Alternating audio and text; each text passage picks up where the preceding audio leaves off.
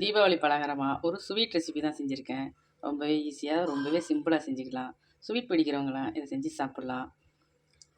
எப்படி செய்கிறதுன்னு வாங்க வீடியோக்குள்ளே போய் பார்க்கலாம். இந்த ரெசிபி செய்கிறதுக்கு நான் 1 கப்பு மைதா மாவு எடுத்துருக்கேன்.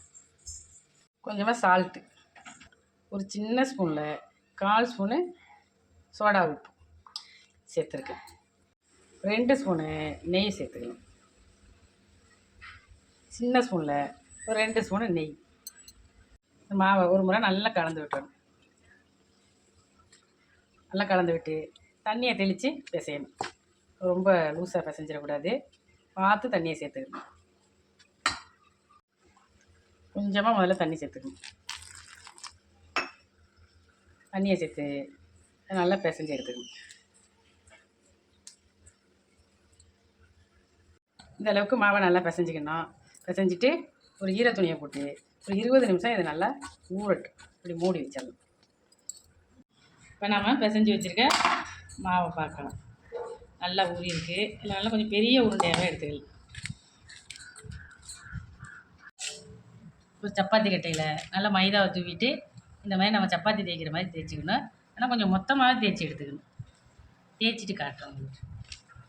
நம்ம எந்த கப்பில் மைதா எடுத்தோமோ அதே கப்பில் 3/4 கப்பு நான் சுகர் எடுத்துருக்கேன். இந்த சுகர் மூழ்கிற அளவுக்கு தண்ணி ஊற்றிக்கிட்டால் போதும்.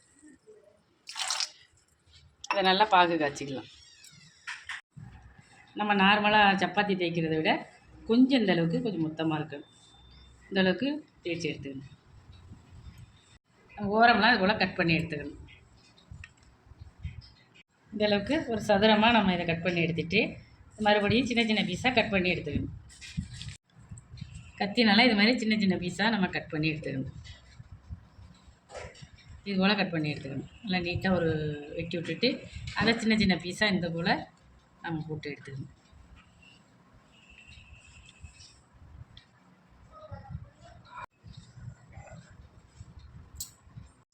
நம்ம இருக்கிற மாவையெல்லாம் போல் போட்டு எடுத்தாச்சு. எண்ணெயை ஓரளவுக்கு சூடாக்கி கொஞ்சம் அடுப்பை சிம்மில் போட்டுருணும். போட்டு இது போல் ஒன்று ஒன்றா போட்டுக்கணும். அடுப்பை லோ ஃபயரில் வச்சு தான் இதெல்லாம் நம்ம செய்யணும். இல்லைன்னா கருகிடும், உள்ளார வேகாமல் போயிடும். எண்ணெயை சூடாக்கி அடுப்பை லோ ஃபயரில் இருக்குது. பொறுமையாக தான் செய்யணும். இதெல்லாம்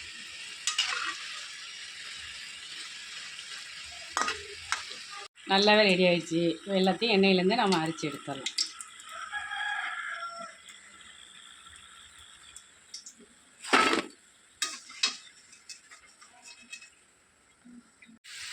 நம்ம காய்ச்சி வச்சுருக்க பாகு இது போல் ஒரு கம்பி பதம் வரணும்.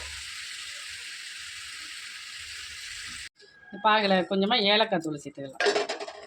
பாகு நல்லாவே ரெடியாக இருக்குது. இப்போ நம்ம செஞ்சு வச்சுருக்கிறதெல்லாம் எடுத்து இந்த பாகில் சேர்த்துக்கலாம்.